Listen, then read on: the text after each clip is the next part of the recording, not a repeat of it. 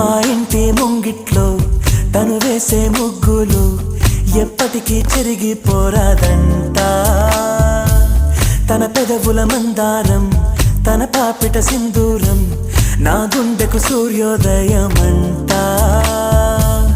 అందాల గాజులలాగా తన చేయి స్పర్శ తగిలితే చాలు, తన కాలి